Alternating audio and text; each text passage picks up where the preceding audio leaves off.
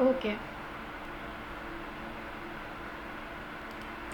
ठीक है। टास्क पे मैं बाद में आती हूँ, आज हम अपना नेक्स्ट लेक्चर कंटिन्यू करते हैं, ठीक है। लास्ट टाइम हमने देखा था वेब फॉर्म्स का इंट्रोडक्शन, कि वेब फॉर्म्स के होते क्या हैं, इन पे आप काम कैसे करते हो, ठीक है। इसमें कुछ फाइल्स थी, कुछ फ़ोल्डर्स थे जिनको हमने डिस्कस किया था, ठीक है। अब जैसे ही आपने इसकी चेक किया था, एक टेम्पलेट बन जाता है, उस टेम्पलेट पे हम किस तरह से काम करते हैं, ठीक है।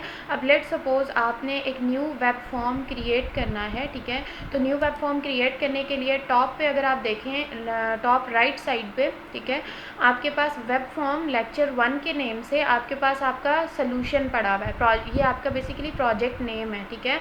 आपने इस पर राइट क्लिक करना है और राइट क्लिक करके एक न्यू वेब फॉर्म ऐड कर लेना है, जिस पे आप क्या करेंगे, काम करेंगे, ठीक है। राइट क्लिक करने के बाद आपने ऐड करना है और न्यू आइटम पे क्लिक कर देना है,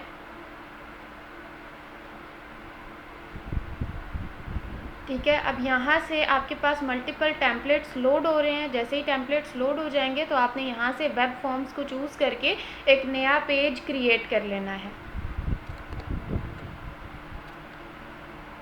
अब यहाँ पे आपके पास मल्टीपल पेजेस आ रहे हैं, हमने वेब फॉर्म बनाना है, ठीक है। Web form with master page अगर आप लेना चाहते हैं तो मास्टर पेज टॉप पे अटैच हो जाएगा, ठीक है। तो अगर आप इस पे टॉप पे मास्टर पेज अटैच करना चाहते हैं तो ये web form with master page कर लें, अदरवाइज सिर्फ वेब फॉर्म कर लें, ठीक है। मैं सिर्फ वेब फॉर्म को चूज़ कर रही हूँ, आप यहाँ पे इसको कोई भी नाम दे सकते हैं। लेट से मैं इसको दे देती हूँ लॉगिन फॉर्म, ठीक है। तो आप यहाँ पे कोई भी नाम चूज़ करके इसको ऐड कर देंगे, ठीक है। थोड़ी देर वेट करेंगे तो यहाँ पे आपका लॉगिन फॉर्म जो है वो ऐड हो जाएगा।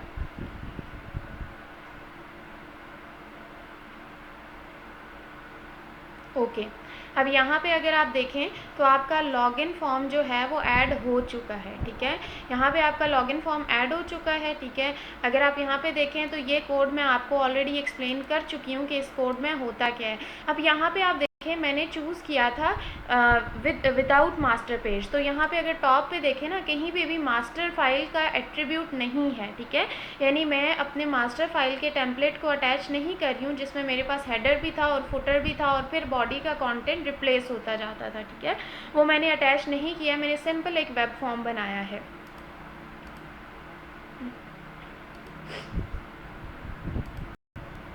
ओके, तो यहाँ पे आप अगर देखें तो मैंने सिंपल एक वेब फॉर्म बनाया है, ठीक है। अब उसमें ये पूरा स्ट्रक्चर आपको आइडिया है, आप लोगों ने HTML में पढ़ा हुआ है कि स्ट्रक्चर पे हम काम किस तरह से करते हैं, ठीक है। हमारे पास एक डिव बनी हुई और एक फॉर्म है। इस डिव और फॉर्म के अंदर हम मल्टीपल कंट्रोल्स को यूज़ करते हुए एक फॉर्म क्रिएट कर लेते हैं, ठीक है। नीचे आप देखें तो इसका टैब व्यू है जिसमें डिज़ाइन, स्प्लिट एंड सोर्स है। अभी हम इस टाइम पे सोर्स कोड पे हैं, ठीक है।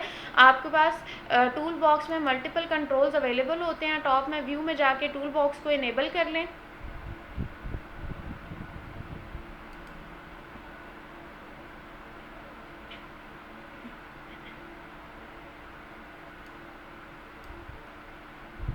ओके, अब यहाँ पे हमारे पास मल्टीपल एलिमेंट्स हैं टूल बॉक्स के अंदर जिनको यूज़ करते हुए हम काम कर सकते हैं, ठीक है। हम एक लॉगिन फॉर्म बनाने जा रहे हैं, तो लॉगिन फॉर्म में हम बेसिकली ये कर लेते हैं कि कुछ लेबल हमें चाहिए होगा, ठीक है, कुछ टेक्स्ट बॉक्सेस चाहिए होंगे, ठीक है। तो मैं इस डिव के अंदर इस लेबल को यहाँ पे आके ड्रॉप कर देती हूँ, ठीक है। ओके, तो अब अगर आप कोड देखें तो सिंपल क्या है, मैंने यहाँ से लेबल उठाया, यहाँ पे ड्रॉप कर दिया, ठीक है। अब ये एक स्टैंडर्ड एलिमेंट है। ऊपर अगर आप टूल बॉक्स में देखें ना तो ये स्टैंडर्ड एलिमेंट है आपके पास, ठीक है। यहाँ पे मल्टीपल कंट्रोल्स होते हैं, कुछ सर्वर कंट्रोल्स हैं, कुछ HTML कंट्रोल्स हैं। जो HTML कंट्रोल्स हैं ना उनके साथ ASP आपको लिखा हुआ नज़र नहीं आएगा, ठीक है। लेकिन जो स्टैंडर्ड कंट्रोल्स हैं ASP.NET के, उनके साथ आपको ASP लिखा हुआ नज़र आएगा और उसके बाद colon and then your tag name होगा, ठीक है। आपका टैग जो भी है जो आप इस्तेमाल कर रहे हैं। अभी इस टाइम पे देखें तो मेरा टैग है, यानी मैं लेबल इस्तेमाल कर रही हूँ, ठीक है। लेबल का टैग है, लेबल को क्या ID दी गई है, यहाँ पे ID आप चेंज भी कर सकते हैं। बाय डिफ़ॉल्ट जब आप ड्रैग ड्रॉप करते हैं तो आपकी ID जो है ऑटोमेटिकली ID दी जाती है, ठीक है। यहाँ पे आप इसको चेंज भी कर सकते हैं, ठीक है। अब अगर कोई आपका सर्वर कंट्रोल है तो वहाँ पे ये एट्रीब्यूट मस्ट होगा run@= सर्वर, ठीक है। एंड देन आप लेबल पे टेक्स्ट क्या देना चाहते हैं, ये प्रॉपर्टीज़ वो हैं जो आप लोगों ने HTML में पढ़ी हुई हैं कि आपने टैग को जब आप एट्रीब्यूट स्पेसिफाई करते हैं तो वो बेसिकली टैग की डिज़ाइनिंग पर्पज़ के लिए होता है या टैग को और इन्हांस करने के लिए होता है, ठीक है। अब यहाँ पे आपने क्या कर लेना है, लेट्स से मैं यहाँ पे फील्ड ले लेती हूँ नेम की, ठीक है। ये मैंने लेबल ले लिया। लेबल तो ये है जैसा आपको डिस्क्रिप्शन दे रहा है कि भाई ये आपने यहाँ पे क्या एंटर करना है, ठीक है। लेकिन अब अगर मैं ये चाहती हूँ कि भाई यहाँ पे एक बॉक्स बनाऊँगी जिसमें वो यूज़र वैल्यू एंटर करेगा, तो वो बॉक्स अगर आप देखें तो 2 एलिमेंट्स हैं। अब यहाँ पे देखें ना, स्टैंडर्ड में आ रहा है वो टेक्स्ट बॉक्स है और HTML में आ रहा है वो इनपुट टाइप टेक्स्ट है। मैं दोनों को ड्रैग करूँगी, ठीक है, फिर स्टैंडर्ड को यूज़ करूँगी, लेकिन मैं दोनों में आपको डिफरेंस बता देती हूँ। लेट्स से मैं यहाँ पे इसको यहाँ पे कर देती हूँ, एक मिनट, यहाँ पे एरिया स्पेस थोड़ी बना दें और यहाँ पे इसको कर लें, ठीक है। ये मैंने स्टैंडर्ड लिया है, ठीक है, और फिर मैं अब इनपुट टाइप ले रही हूँ। इन दोनों में कंपैरिजन करके आपको बता देती हूँ। वैसे तो आप लोगों को HTML का आइडिया है तो ये पता भी होगा, ठीक है। HTML में ये इस्तेमाल करते हैं ना आप लोग, इनपुट, ठीक है, आगे आईडी जो भी देनी, आईडी तो हमेशा आप देते ही देते हो, ठीक है। उसके बाद टाइप क्या है, टेक्स्ट है, ईमेल है, पासवर्ड है, जो भी नंबर्स हैं, फाइल है, ये बहुत सारी टाइप्स आप लोगों ने HTML में पढ़ी होंगी कि भाई आप किस टाइप का डाटा उठाना चाह रहे हैं, ठीक है। आपके डाटा में नंबर्स होने चाहिए, जस्ट आपके डाटा में टेक्स्ट होना चाहिए या ईमेल एड्रेस होना चाहिए, जो भी है वो टाइप आपका स्पेसिफाई करता है, ठीक हो गया, ओके। अब यहाँ पे अगर आप देखें तो ये आपके पास है जी ASP टेक्स्ट बॉक्स, ये आपके HTML कंट्रोल है इनपुट, और ये आपका स्टैंडर्ड कंट्रोल है जिसमें यूज़र से इनपुट लेने के लिए। अब इन दोनों में फ़र्क देखें ना, मैंने आपको पहले भी बताया कि HTML कंट्रोल के साथ कभी भी ASP नहीं लिखा हुआ आएगा, लेकिन जो आपका स्टैंडर्ड कंट्रोल होगा उसके साथ आपके पास ASP कॉलन लिखा हुआ आएगा and then tag name start होगा। तो यहाँ पे अगर आप देखें ASP कॉलन है, देन आपका टैग नेम है, ठीक है। यहाँ पे अब देखें टेक्स्ट बॉक्स क्या है, अगर आपने यूज़र से कोई डाटा लेना है तो वो आप किस में लेंगे, टेक्स्ट बॉक्स में लेंगे। बहरहाल मैं इस इनपुट को रिमूव करने जा रही हूँ, ठीक है, ओके। देन आपने उसको आईडी स्पेसिफाई जैसे ही ड्रैग ड्रॉप करते हैं हो जाती है। अगर आप यहाँ पे आईडी चेंज करना चाहते हैं तो इट्स अप टू यू, आप चेंज कर सकते हैं। लाइक फॉर एग्जांपल मैं यहाँ पे कह देती हूँ भाई नेम ले रही हूँ ना, तो मैं नेम टेक्स्ट बॉक्स ले लेती हूँ, ठीक है। बाकी एट्रीब्यूट्स वही रहने देते हैं, ठीक हो गया। अच्छा, उसके बाद अब अगर आपने नेक्स्ट लाइन पे आना है तो यहाँ पे भी सेम वही तरीका है, BR लगाएं तो नेक्स्ट लाइन पे चले जाएंगे, ठीक है, ओके। उसके बाद अब मैं इन्हीं को कॉपी कर लेती हूँ, ठीक है, यहाँ से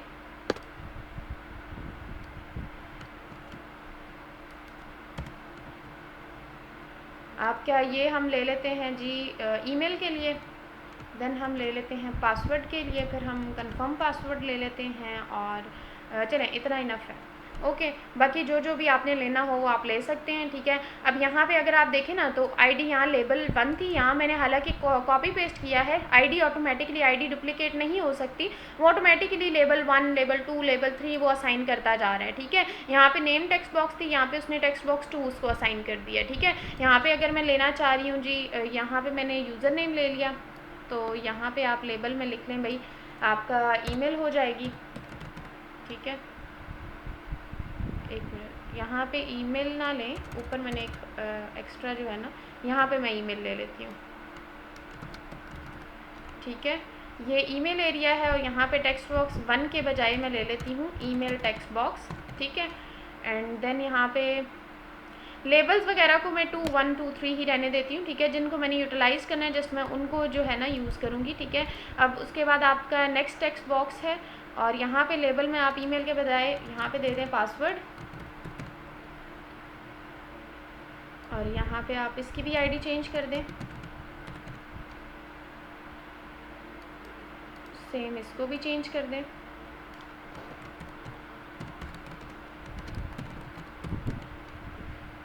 ठीक है।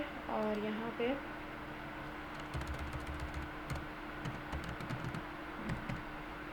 ओके, ठीक है जी।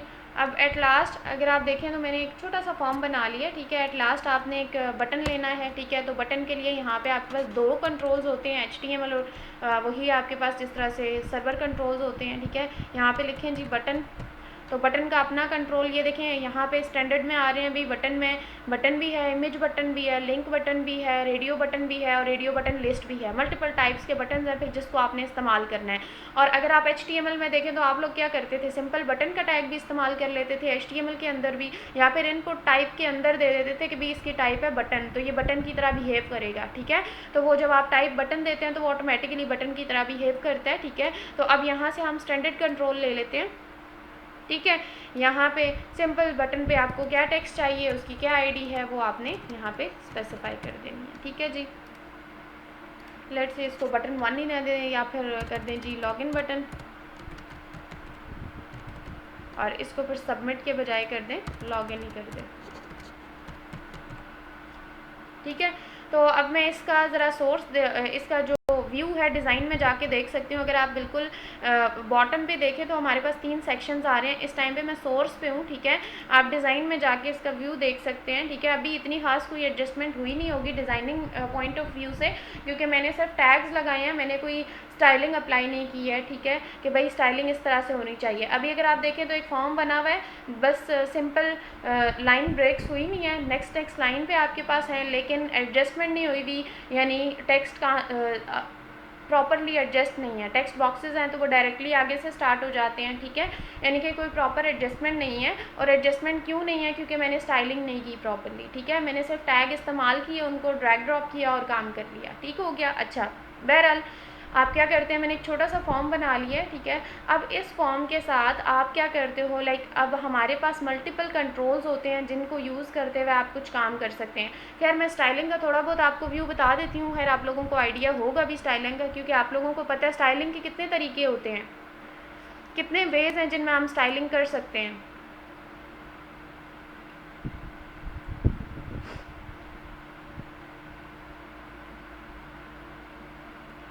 जी थोड़ा जल्दी आंसर किया करें।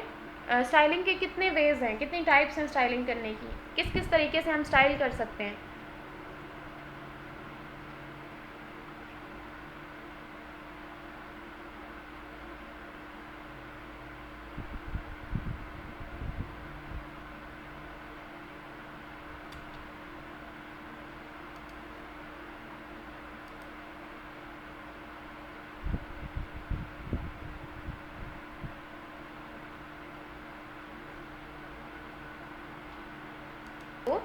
एक्सटर्नल स्टाइलिंग ये है कि आपने अलग से स्टाइलिंग की एक CSS की फ़ाइल बना ली है और आप उसको एज अ लिंक हेड में दे देते हो, ठीक है। तो ये बेसिकली आपकी एक्सटर्नल स्टाइलिंग है, ठीक है। अब इनलाइन जो स्टाइलिंग है वो ये है कि लेट से मेरा लेबल का टैग है, ठीक है, ये एक टैग है ना जिसको मैं यूज़ कर रही हूँ, इसमें आके मैं एक एट्रीब्यूट दूंगी और इस एट्रीब्यूट के अंदर मैं स्टाइलिंग कर लूँगी, तो वो बेसिकली है इनलाइन स्टाइलिंग, ठीक है। यहाँ पे अब आपके पास है स्टाइल का अपना एक एट्रीब्यूट होता है जिसको यूज़ करते हुए आप स्टाइलिंग अप्लाई कर सकते हो, ठीक है। मैंने यहाँ पे लेट से लिया, अच्छा मुझे बॉर्डर स्टाइल नहीं चाहिए, मुझे जस्ट स्टाइल चाहिए, ठीक है। मैं सिंपल स्टाइलिंग अप्लाई करूँगी,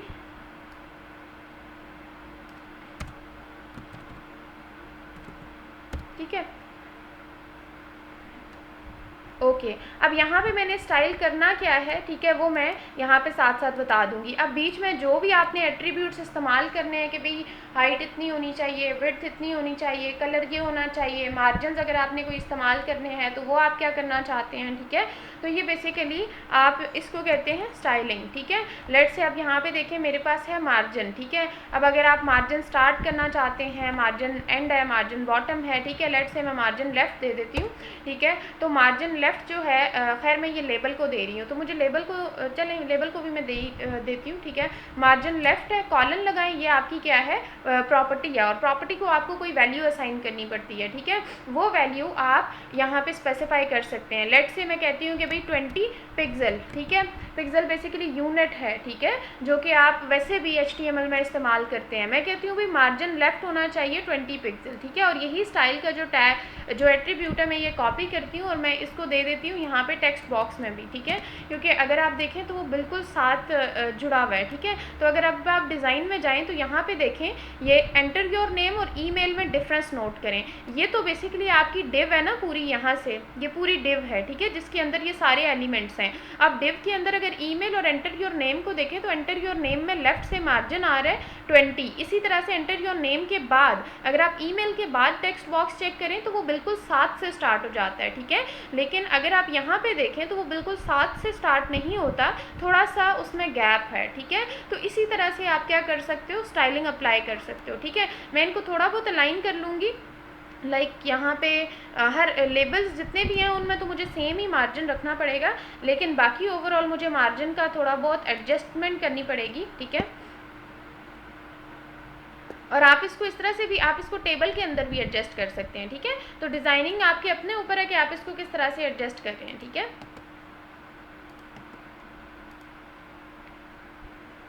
ओके, तो बटन को खैर बटन को भी स्टाइल दे देते हैं, ठीक है।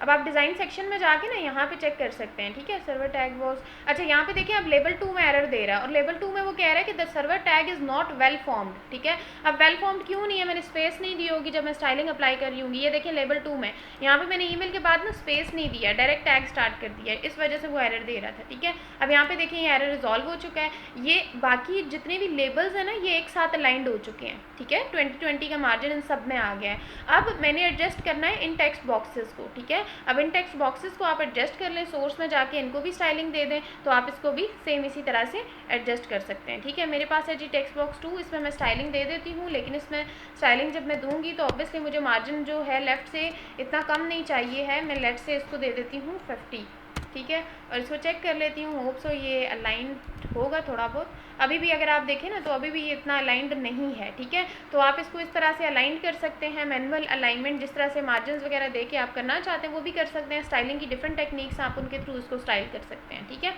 ओके, बहरहाल यहाँ पे मैंने इसको 50 दिया है, तो आई गेस 80 से हमारा थोड़ा बहुत बेटर आ जाएगा ये। 80 ठीक है, लेकिन 90 पे करके एक दफ़ा इसको टेस्ट कर लेते हैं,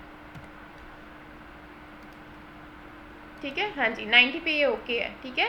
अब यहाँ पे ये एडजस्टमेंट हो चुकी है, सेम इसी तरह से पासवर्ड और कंफर्म पासवर्ड की भी कर लें, लाइक यहाँ पे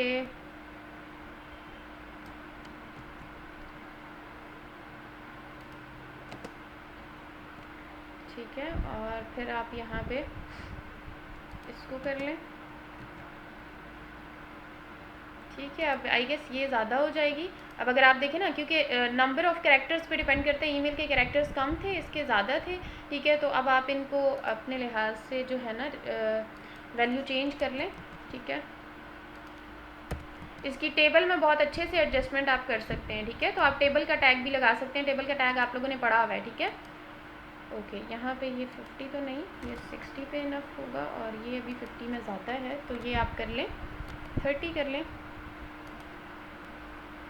जी। अब ये देखें ना लाइंस में तो ये खैर 30 में भी ज़्यादा ही है, तो इसको 10 ही कर दें तो बेटर होगा आई गेस,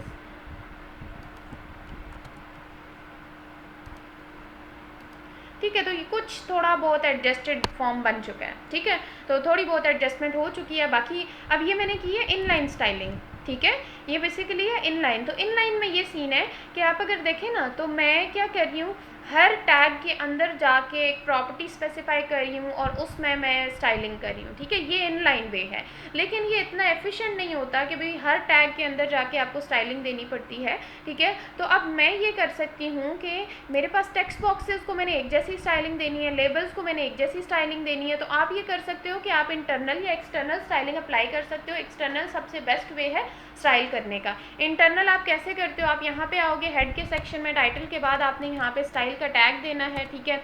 ये स्टाइल के टैग के अंदर आपने क्या करना है, बाय क्लास या बाय आईडी उसको कॉल करके स्टाइलिंग अप्लाई कर लेनी है, ठीक हो गया, ठीक है। तो ये है इंटरनल वे स्टाइलिंग करने का। और अगर आप एक्सटर्नल करते हैं, ठीक है, तो एक्सटर्नल देखें आपके पास यहाँ पे कंटेंट का एक फोल्डर है जिसमें CSS की कुछ फाइल्स पड़ी हुई हैं। आप यहाँ पे एक CSS की फ़ाइल बनाओगे, उसके अंदर स्टाइलिंग करोगे, ठीक है। और स्टाइलिंग करने के बाद उसको यहाँ पे आपका जो पेज है उसमें आके आपने कॉल कर लेना है, ठीक है। यहाँ पे जैसे लॉगिन पेज पे हूँ मैं, तो फिर यहाँ पे सिंपल आपने क्या करना है, लिंक का टैग यूज़ करना है, क्योंकि आप जब एक्सटर्नल स्टाइल शीट को लिंक करते हो तो लिंक का टैग यूज़ करके आप REL देते हो, ठीक है। और REL के बाद आपने जो है आप REL में दे दें भाई ये मेरी स्टाइल शीट है, ठीक है। और उसके बाद आपने यहाँ पे क्या करना है, href दे देना है, ठीक है। और href में आपने बता देना है कि भाई आपका URL है क्या, ठीक है। तो ओवरऑल URL आपने यहाँ पे बता देना है। क्लियर?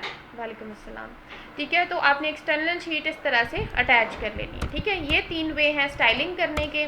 जिस तरह से भी आप स्टाइल करना चाहो आप यहाँ पे आके स्टाइल कर सकते हो, ठीक है। यहाँ तक तो मैंने स्टाइल कर लिया। अब मैं वापस आती हूँ अपने टूल बॉक्स पे, ठीक है।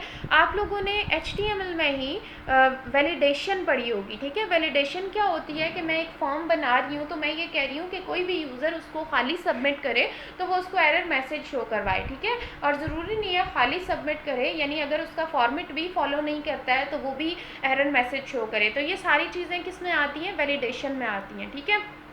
ओके आप लोगों ने HTML में एक बेसिक वैलिडेशन पढ़ी होगी, that is required field validator, ठीक है। अच्छा अब यहाँ पे अगर मैं आ जाऊँ, डाटा को भी मैं क्लोज़ करूँ, ठीक है। ये बाकी तो आप मिनिमाइज़ कर लें, इसके साथ आप फ़िलहाल आपका कोई काम नहीं है। ये सारे कंट्रोल्स हैं जो कि आपको टूल बॉक्स के अंदर अवेलेबल हैं, ठीक है। ओके बहरहाल यहाँ पे मुझे जो चाहिए वैलिडेशन, ठीक है। वैलिडेशन वाली टैब पे आ जाएं, ये वाली। इसके अंदर आप देखें तो मल्टीपल आपके पास वैलिडेटर्स अवेलेबल हैं, ठीक है। अब मेरे पास सबसे जो बेसिक वैलिडेशंस होती है ना, दैट इज़ रिक्वायर्ड वैलिडेशन, ठीक है। अब मुझे रिक्वायर्ड सबसे पहले लगानी है जी नेम पे, ठीक है। तो नेम यहाँ पे एंड हो रहा है ना, ये BR से पहले, ठीक है। नेक्स्ट लाइन पे जाएं और यहाँ पे आपने रिक्वायर्ड वैलिडेशन अप्लाई करनी है। तो यहाँ पे देखें जो basic validation required field validator, ठीक है। यहाँ पे रिक्वायर्ड फील्ड वैलिडेटर होता है जो कि ये मैच करता है कि आपकी फील्ड एम्प्टी तो नहीं है, ठीक है। तो ये आपने पिक करना है, ड्रैग करके यहाँ पे ड्रॉप कर दें, ठीक है। अब इसको थोड़ा बहुत देख लेते हैं कि भाई ये रिक्वायर्ड फील्ड वैलिडेटर क्या है, सही है। अब ये एक टैग है, देखें ये ASP का अपना जो सर्वर कंट्रोल है वो है, ठीक है। स्टैंडर्ड कंट्रोल है ASP रिक्वायर्ड फील्ड वैलिडेटर, यानी कि ये बताएगा कि यूज़र ये चाह रहा है कि ये जो फील्ड जिस पे मैं ये अप्लाई करना चाह रही हूँ, ठीक है, तो वो रिक्वायर्ड है, उसको आप बगैर फिल किए सबमिट नहीं कर सकते, ठीक है। एम्प्टी छोड़ के सबमिट नहीं कर सकते, ठीक है। ये है। अब आप ID जो भी देना चाहो इट्स अप टू यू, ठीक है। बाय डिफ़ॉल्ट है रिक्वायर्ड फील्ड वैलिडेटर 1, ठीक है। आप कुछ भी देना चाहो दे सकते हो। रन एट सर्वर मैंने आपको बताया है, हर स्टैंडर्ड कंट्रोल में रन एट सर्वर की प्रॉपर्टी आएगी, ठीक है। अब आप यहाँ पे एरर मैसेज शो क्या कराना चाहते हो कि field can't be empty. Let's say मैं ये कहती हूँ कि भाई ये जो यूज़र नेम है कैन नॉट बी एम्प्टी, ठीक है। तो मैं यहाँ पे कह देती हूँ भाई यूज़र नेम, अगर तो यूज़र ये खाली छोड़ता है तो आपके पास आना चाहिए user name can not be empty, ठीक है। तो ये बेसिकली क्या है, ये एरर मैसेज अगर आप खाली छोड़ते हैं तो वहाँ पे शो हो जाएगा, अदरवाइज शो नहीं होगा, ठीक है। अब मुझे कैसे पता चलेगा, देखें वैसे तो आप रिक्वायर्ड की प्रॉपर्टी टेक्स्ट बॉक्स के अंदर ही दे देते थे, इनपुट के अंदर ही डाल देते थे ना रिक्वायर्ड, ठीक है। लेकिन मुझे कैसे पता चलेगा कि ये रिक्वायर्ड फील्ड वैलिडेटर इसी पे अप्लाई करना है, ऐसा ही है, ठीक है। लेट्स से मैं इसको रन करती हूँ, ठीक है। और लॉगिन फॉर्म से ही मैं रन करूँगी इसको, ठीक हो गया। लेट्स से यहाँ से मैं इसको रन करती हूँ और फिर देखते हैं कि क्या इशू हमारे पास आता है।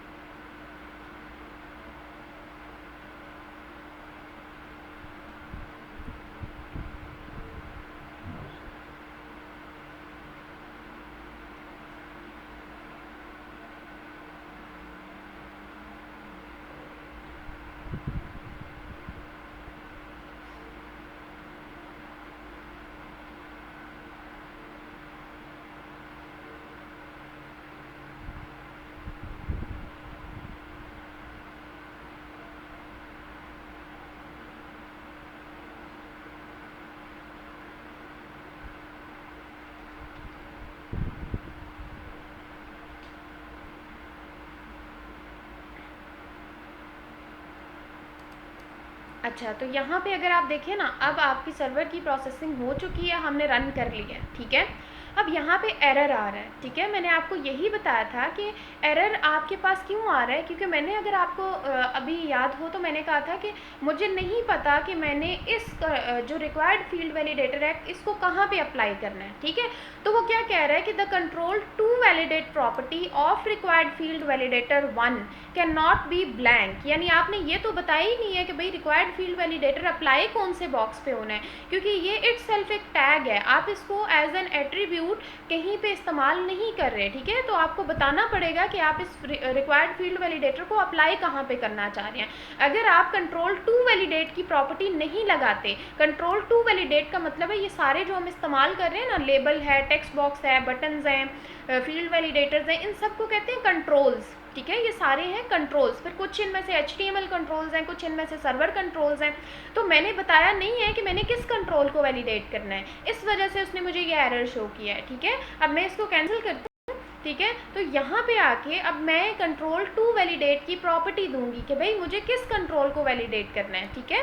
तो ये जो है एरर मैसेज मैंने दे दिया, ठीक है। और एरर मैसेज में यहाँ पे आप इसको बता दें, हमारे पास एक प्रॉपर्टी होती है कंट्रोल टू वैलिडेट की, ये, ठीक है। आपने इसको इस्तेमाल करना है, इस एट्रीब्यूट को, कंट्रोल टू वैलिडेट, ठीक है। अब किस कंट्रोल को वैलिडेट करना चाह रहे हैं, देखें मैं ये जो नेम वाला टेक्स्ट बॉक्स है ना, नेम TB, ठीक है, ये मैंने इसको ID असाइन की हुई है, मैं इसको वैलिडेट करना चाह रही हूँ। तो आपने ये जो ID है ना नेम TB वाली, ठीक है, ये ID कंट्रोल टू वैलिडेट वाले एट्रीब्यूट में इस्तेमाल कर लेनी है। मैं नेम वाले को करना चाह रही हूँ, तो मैं यहाँ पे दे दूँगी भाई मैं नेम टेक्स्ट बॉक्स को वैलिडेट करना चाह रही हूँ, ठीक है। तो मैंने नेम वाली फील्ड को वैलिडेट किया, ठीक है। और अब मैं रन करती हूँ, अब मैं चेक करती हूँ क्या ये अभी अगर देखा जाए तो आप देखें यहाँ पे उसको पता चल गया कि भाई कौन से कंट्रोल को वैलिडेट करना है, जिसकी ID होगी नेम TB, ठीक है।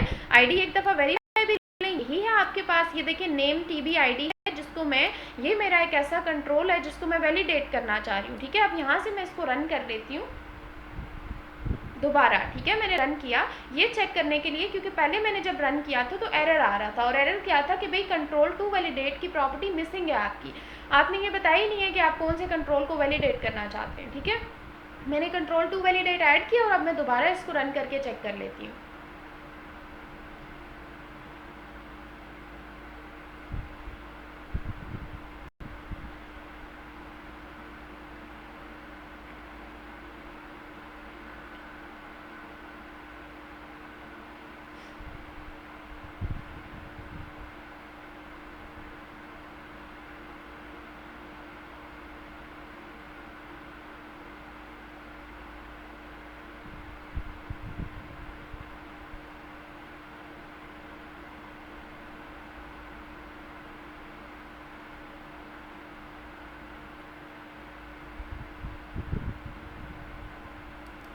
ओके जी। अब यहाँ पे देखें तो यहाँ पे फॉर्म आ चुका है, पहले एरर आ रहा था, एरर इस वजह से आ रहा था कि भाई हमने क्या किया हुआ था, कंट्रोल टू वैलिडेट की प्रॉपर्टी नहीं इस्तेमाल की हुई थी। अभी अगर आप देखें तो एरर नहीं आ रहा है, ठीक है। अगर आप टॉप पे देखें URL इसका क्या है, मैं अभी कौन से फॉर्म को रन कर रही हूँ, लॉगिन फॉर्म को, और लॉगिन फॉर्म में मैंने मास्टर पेज अटैच नहीं किया था, मेरे पास जो नेव बार थी ना, जो टेम्पलेट की बनी हुई थी, ठीक है, हेडर और फुटर जो था वो मेरे पास पड़ा हुआ था मास्टर फाइल में। अगर आप मास्टर फाइल अटैच नहीं करते हो तो फिर हेडर फुटर नहीं आएगा, ठीक है। अगर आप देखें तो जब मैंने वेब फॉर्म चूज़ किया था तो मैंने विदाउट मास्टर पेज किया था, इस वजह से टॉप पे हेडर फुटर नहीं आ रहा है, ठीक है। अब लेट से मैं लॉगिन पे क्लिक करती हूँ, यहाँ पे देखें ये क्या आ रहा है, user name can not be empty, ठीक है। तो अब अगर आप ये चाहते हैं कि ये रेड में हो जाए तो आप इसको कलर असाइन कर सकते हैं कि भाई आपका जो फॉर कलर है टेक्स्ट का वो रेड हो जाना चाहिए जब आपका एरर शो हो, ठीक है। तो ये बेसिकली अब देखें ना, जैसे ही मैंने इसमें कुछ भी एंटर नहीं किया, ठीक है, और मैं जब क्लिक कर देती हूँ लॉगिन पे तो वो कह रहा है कि user name can not be empty. ये अब इसको चेक कर रहा है कि भाई यहाँ पे जो वैल्यू आप डाल रहे हो, अब लेट से मैं डाल देती हूँ कोई वैल्यू, ठीक है, एंड देन लॉगिन पे क्लिक करती हूँ तो देन यहाँ पे मैसेज नहीं आएगा। जब आप उसको फुलफिल कर लोगे फिर आपको एरर मैसेज जनरेट नहीं करेगा, लेकिन अगर आप जब उसकी रिक्वायरमेंट्स को फुलफिल नहीं करते हैं और फिर चेक कर तो फिर ऑब्वियसली वो आपको एरर देगा, ठीक है। जैसे ही मैंने यहाँ पे अब फील्ड हटा दी तो यहाँ पे वो कह रहा है भाई user name can not be empty, ठीक हो गया, ठीक है। तो ये बेसिकली है रिक्वायर्ड फील्ड वैलिडेटर, ठीक हो गया, ओके। अब हम देखते हैं मल्टीपल फील्ड वैलिडेटर्स को कि ये हमारे पास किस तरह से काम करते हैं।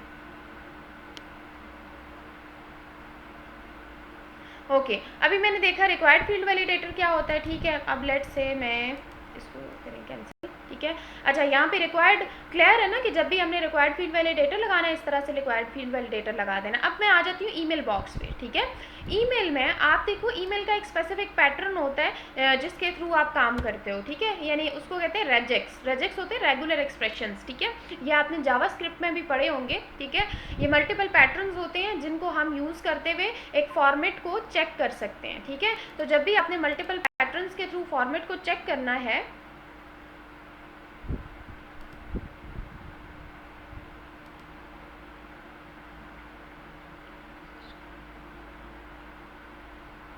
जी बिल्कुल,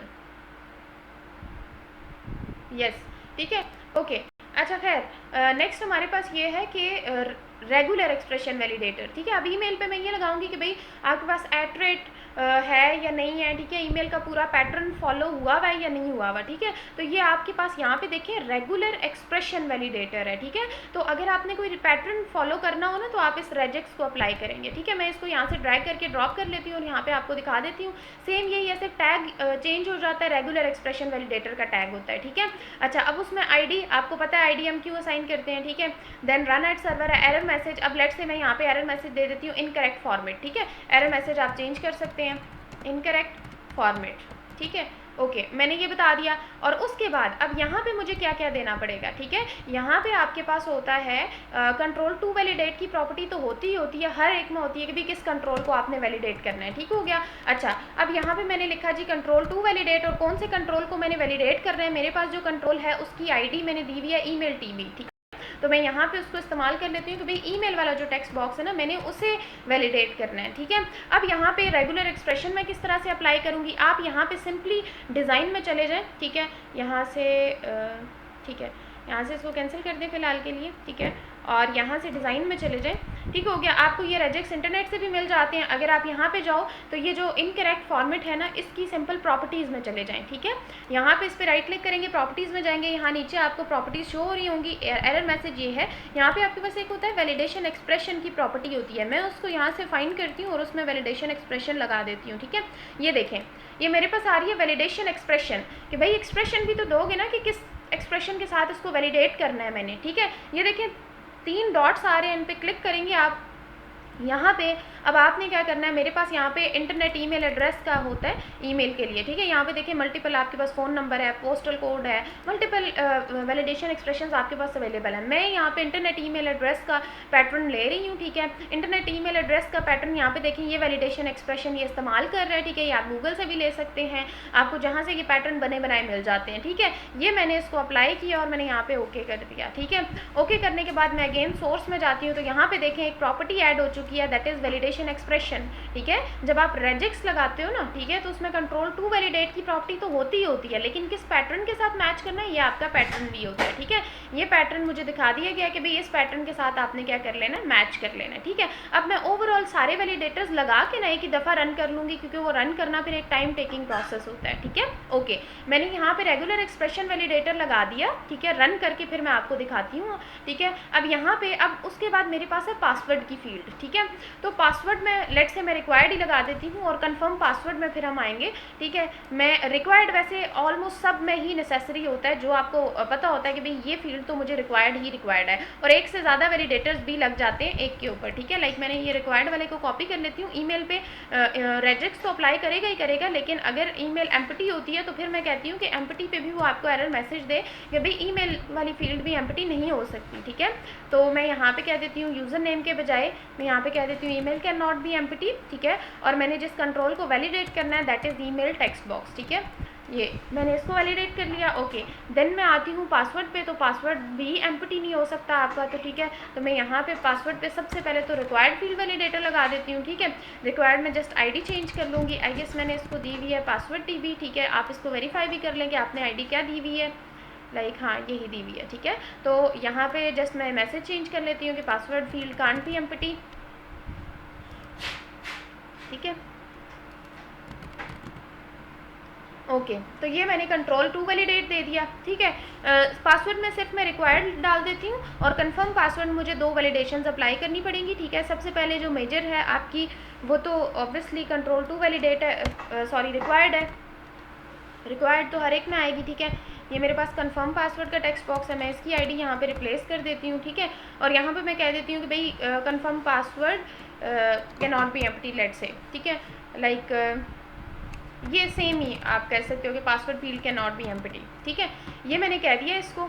एंड देन अगर आप ये मैंने रिक्वायर्ड लगा लिया, लेकिन कंफर्म पासवर्ड पे आपको पता है कि हमें मैच भी करना पड़ता है कि क्या ये प्रीवियस जो मैंने पासवर्ड सेट किया है उसके साथ मैच हो रहा है या नहीं हो रहा, ठीक है। तो मैं यहाँ पे अगेन आती हूँ, ठीक है। मैंने यहाँ पे अप्लाई कर लिया रिक्वायर्ड फील्ड वैलिडेटर और रेजेक्स अप्लाई कर लिया। अब मुझे कंपेरिजन करना है कि भाई मेरी पिछली फील्ड के साथ ये मैच हो रहा है या नहीं हो रहा। उसके लिए आप अप्लाई करते हैं कंपेयर वैलिडेटर्स, ठीक है। अच्छा जी, कंपेयर वैलिडेटर आप लगाएंगे, लाइक हमें चाहिए इसके बाद कंपेयर वैलिडेटर, तो मैं यहाँ पे, ठीक है, इसके बाद कंपेयर वैलिडेटर लगा लेती हूँ, ठीक है। तो अब आपने क्या करना है, पासवर्ड को अगर पिछले पासवर्ड से कंपेयर करना है, कंपैरिजन करना है, तो आप लगाएंगे कंपेयर फील्ड वैलिडेटर, ठीक है। ये बी आर जो है ना, इसको ज़रा इसके बाद कर लें,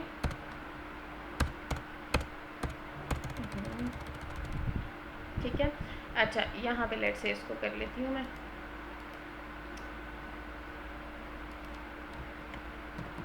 ठीक है। ओके कंपेयर को मैं चेक कर लेती हूँ। आपको पता है टैग नेम तो ऑब्वियसली अब कंपेयर यूज़ कर रही हूँ तो वो कंपेयर फील्ड वैलिडेटर होगा। आईडी चेंज होगी, रन एट सर्वर वही है। एरर मैसेज क्या दिखाना चाह रहे हैं, पासवर्ड मिसमैच कर दें या जो भी है आपके पास, ठीक है। सही, ये आपके पास है, ओके। मैंने कह दिया भाई एरर मैसेज मेरे पास आए, पासवर्ड मिसमैच, ठीक है। अब कौन से कंट्रोल को वैलिडेट करना है, ऑब्वियसली वो भी मुझे लगाना पड़ेगा। मैंने लिखा भाई कंट्रोल टू वैलिडेट, जिस कंट्रोल को वैलिडेट करना है, वैलिडेट किस कंट्रोल को करना है, मैंने कंफर्म पासवर्ड वाले कंट्रोल को वैलिडेट करना है, ठीक है। एक मिनट, आईडी में एक दफ़ा मेरे ख्याल से यही है जी, सी पास टी बी है, ठीक है। मेरे ख्याल से मैंने ऊपर वाले को भी आईडी गलत असाइन कर दी है, हाँ यहाँ पे, ठीक है। आईडी एक दफ़ा वेरीफाई कर लिया करें। ये मैंने कह दिया भाई इस कंट्रोल को वैलिडेट करना, लेकिन अब कंपैरिजन किससे करना है, वैलिडेट तो हो जाएगा लेकिन पिछला जो पासवर्ड वाली फील्ड है उसके साथ मैंने कंपेयर करना है। तो आपके पास एक प्रॉपर्टी होती है कंट्रोल टू कंपेयर की, ठीक है। तो कंट्रोल टू वैलिडेट, वैलिडेट इसके साथ करना है और कंपैरिजन किसके साथ करना है, मैंने पासवर्ड वाली फील्ड के साथ करना है। और पासवर्ड वाली फील्ड की आईडी है पासवर्ड टीबी, ठीक है, ये वाली, सही है। मैंने यानी इसके साथ कंपैरिजन करना है जो कि मेरे पास है ये, ठीक है। तो मैंने कंपैरिजन किसके साथ करना है वो मैंने बता दिया कि भाई इसके साथ कंपैरिजन कर लो, अगर तो ये मैच होता है तो ठीक है, नहीं तो मैसेज दे दो कि पासवर्ड मिसमैच, ठीक हो गया, ओके। अब हम इसको एक ही दफ़ा रन करके देख लेते हैं। हमने वैलिडेटर्स ओवरऑल देखे कि भाई रिक्वायर्ड फील्ड वैलिडेटर क्या होता है, रेगुलर एक्सप्रेशंस। फिर आप पासवर्ड पे पैटर्न लगाना चाहें, ज़रूरी नहीं है ईमेल पे ही पैटर्न लगता है। पासवर्ड आप कहते हो कि भी आपके पास होने चाहिए, कैरेक्टर्स इतने होने चाहिए या जो भी है, ठीक है। तो आप उस पर भी लगा सकते हो, रेजेक्स लगा सकते हो, ठीक है। एंड देन आपके पास है जी कंपेयर फील्ड वैलिडेटर, ठीक है। बाकी वैलिडेटर्स पे हम आते हैं, इसको पहले रन कर लेते हैं।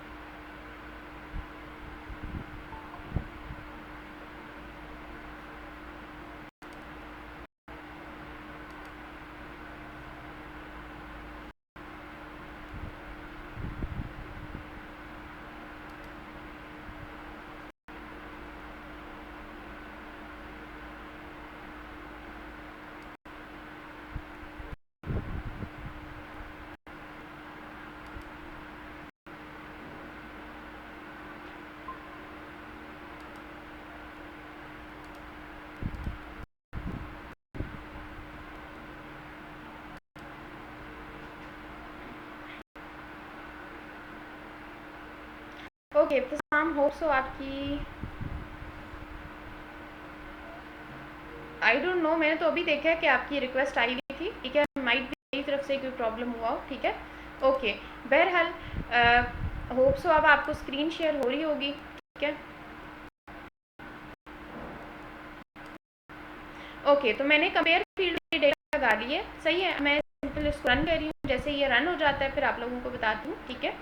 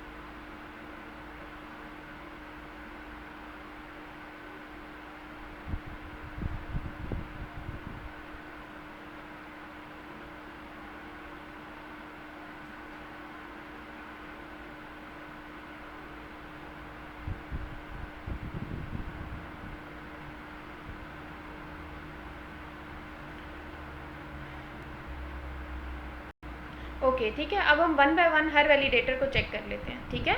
लाइक मैंने लॉगिन पे क्लिक किया, देखिए सारे वैलिडेटर्स वर्क कर रहे हैं। यानी सबसे पहले तो एम्प्टी का उन्होंने कह दिया कि भाई यूज़र नेम एम्प्टी नहीं हो सकता, ईमेल एम्प्टी नहीं हो सकती। चले यूज़र नेम एम्प्टी नहीं हो सकता, मैंने यूज़र नेम डाल दिया, ठीक है, हट गया एरर।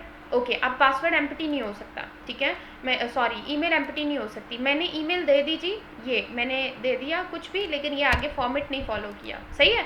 अब वो कह रहा है कि भाई इनकरेक्ट फॉर्मेट है आपका, सही है, ठीक है। यानी फर्स्ट तो मैच हो गया कि आपने फील्ड तो दे दी, डाटा तो दे दिया, लेकिन फॉर्मेट इसका इनकरेक्ट है, ठीक है। जब तक आप अब देखें ये मैं फॉर्मेट प्रॉपर फॉलो कर रही हूँ @gmail.com, तो फिर वो एरर नहीं दे रहा है, ठीक है। जैसे ही मैं इसमें से आपका कुछ भी हटाऊंगी तो वो कहेगा कि भाई इनकरेक्ट फॉर्मेट है आपका, ठीक है। अब यहाँ पे देखिए मैंने @gmail लिखा बट .com हटा दिया, वो फिर भी कह रहा है कि भाई इनकरेक्ट फॉर्मेट है, ठीक है। तो ओवरऑल अब ये रेजिक्स को अप्लाई कर रहा है, ठीक है। ये रेगुलर एक्सप्रेशन जो मैंने लगाया था ना, जो मैंने वहाँ से एक्सप्रेशन लिया, ये इसको बेसिकली चेक कर रहा है कि वैलिडेट कर रहा है, ठीक है। अब password can not be empty, इस पर मैंने जस्ट लगाया था जी, रिक्वायर्ड लगाया था, ठीक है, तो मैं ABC लिख देती हूँ, okay. And then confirm password है, तो कन्फर्म पासवर्ड में मैंने लिखा, लेट्स से यहाँ पे मैंने लिखा ABC और यहाँ पे मैं लिख देती हूँ ABC1, ठीक है। तो ये कह रहा है कि पासवर्ड तो ठीक है आपने एम्प्टी नहीं दिया, बट पासवर्ड मिसमैच कह रहा है, ठीक है। ऑब्वियसली पासवर्ड और कन्फर्म पासवर्ड क्या मैच हो रहे हैं, नहीं ना, ठीक है। अब मैं यहाँ से हटा देती हूँ तो ये एरर भी रिजॉल्व हो जाएगा, क्लियर, ठीक है। तो ये बेसिकली सारे के सारे रेजेक्ट्स को अप्लाई कर रहा है कि एम्प्टी को भी चेक कर रहा है, रेगुलर एक्सप्रेशंस को भी चेक कर रहा है, कंपेयर वैलिडेटर को भी देख रहा है कि भाई किस तरह से कंपैरिजन आपने करना है या नहीं करना, क्लियर, ठीक है। तो ये 3 मेजर वैलिडेटर्स हैं जो कि हमने अप्लाई किए, कौन कौन से रिक्वायर्ड है, रिजेक्ट्स है और आपके पास है कंपेयर। बहुत आसान से हैं, आपने सिर्फ ध्यान ये रखना है कि आपने कौन सी प्रॉपर्टी बीच में यूज़ करनी है, किस कंट्रोल को वैलिडेट कर रहे हैं, आपने ओवरऑल उसको चेक करते जाना है, क्लियर। हाँ जी इब्तिसाम, यहाँ तक कोई प्रॉब्लम आपको? होप सो होगा नहीं, क्योंकि यहाँ तक आपने HTML ऑलरेडी पढ़ी हुई है, ठीक है, और ये चीज़ें काफ़ी आसान हैं। ऑब्वियसली अगर आप लोगों को HTML आसान लगती थी तो इसमें भी कुछ भी नहीं है, HTML के टैग्स हैं और सीधा सीधा जो भी वैलिडेशन आपने अप्लाई करनी है, कोई लॉजिक नहीं है, सीधे सीधे टैग्स लगाएं, बस ज़ाहिरी बात है, आपको पता है कि मुझे जो भी देना है वो आपने अप्लाई कर लेना है, ठीक है। ओके, जल्दी से कंफर्म कर दें कि यहाँ तक आपको कोई प्रॉब्लम नहीं है, ताकि मैं नेक्स्ट पे मूव करूँ।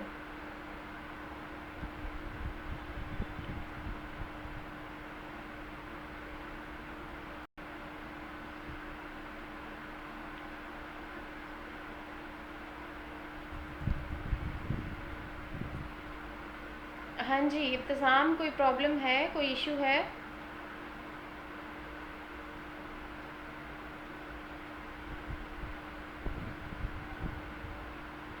अच्छा मैं कंटिन्यू कर रही हूँ, अगर कोई प्रॉब्लम होता है तो चैट बॉक्स में मैसेज लीव कर दें, मैं देख लूँगी थोड़ी देर में, ठीक है। ओके जी, अच्छा देन हम आ जाते हैं रेंज वैलिडेटर पे, ठीक है। अब रेंज वैलिडेटर के अगर आप एक स्पेसिफिक रेंज अप्लाई करना चाह रहे हैं तो आप रेंज वैलिडेटर लगाएंगे, ठीक है। मैं यहाँ से एक लेबल और एक टेक्स्ट बॉक्स यहीं का कॉपी कर रही हूँ, सिर्फ इसमें से चेंजेस करूँगी, ठीक है। आप यहाँ से कॉपी कर लें, ओके जी। मैं यहाँ पे इधर इसके बाद बटन से पहले यूज़ कर लेती हूँ इसको, ठीक है। ओके, ये बेसिकली मैं ले लेती हूँ भाई एज के लिए ले लेती हूँ, ठीक है, और एज पे मैं रेंज वैलिडेटर अप्लाई कर लेती हूँ, ठीक है। लेवल पे मैंने लिख दिया भाई एज, और यहाँ पे मैंने कर दिया टेक्स्ट बॉक्स 1 के बजाय मैं कह देती हूँ as text box, ID change कर लेती हूँ, ठीक है। और बाकी मुझे ठीक है चेंज करने की ज़रूरत नहीं है सच, बाकी ठीक है।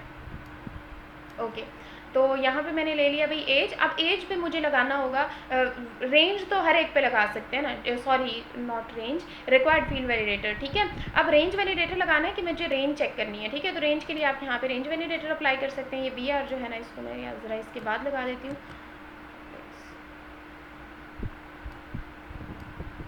और यहाँ पे ठीक है, ओके ओके। अच्छा, अब रेंज वैलिडेटर में वही चीज़ें हर वैलिडेटर में रिपीट होंगी, ठीक है। सिर्फ कुछ एट्रीब्यूट्स हैं जो कि चेंज हो जाएंगे। एरर मैसेज में लेट से मैं कह देती हूँ कि रेंज वैलिडेटर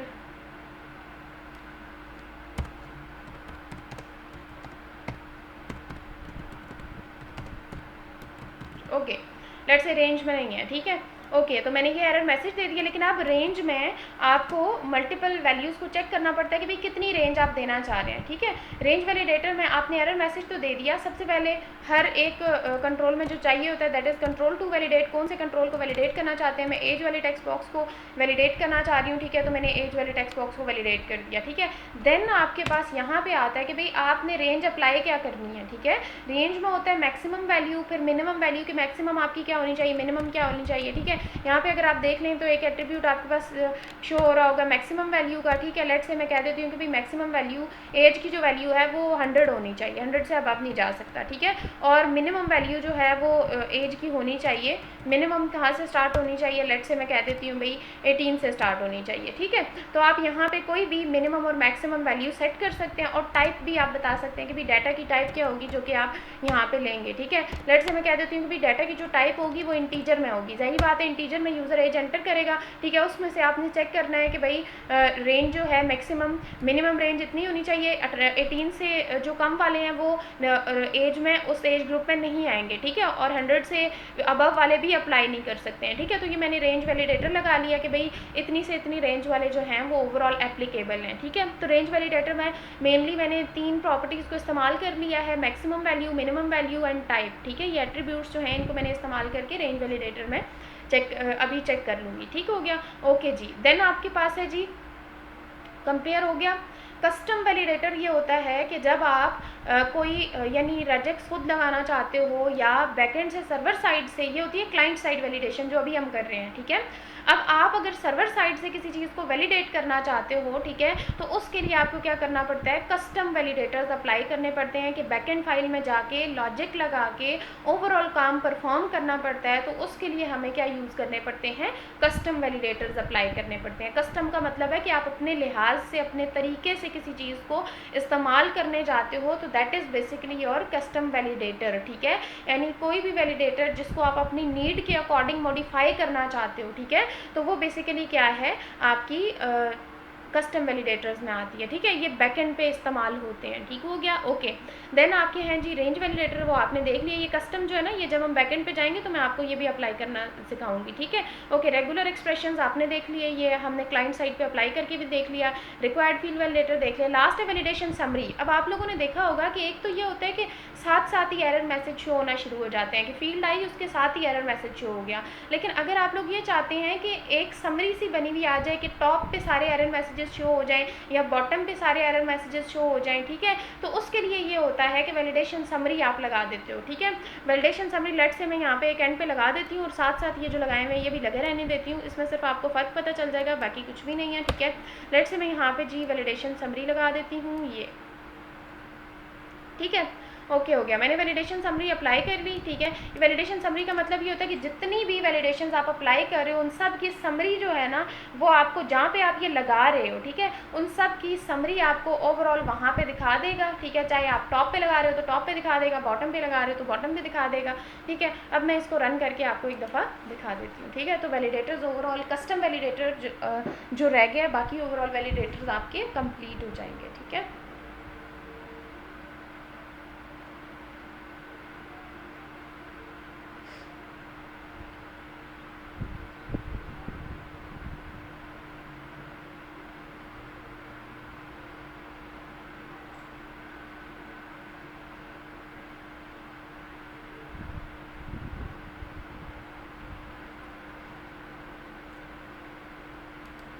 ओके, अब यहाँ पे हम इसको वन बाय वन देख लेते हैं। अब ये देखें ना, वैलिडेशन समरी बताने का मकसद ये था कि मैंने नीचे एंड पे इस्तेमाल की वैलिडेशन समरी।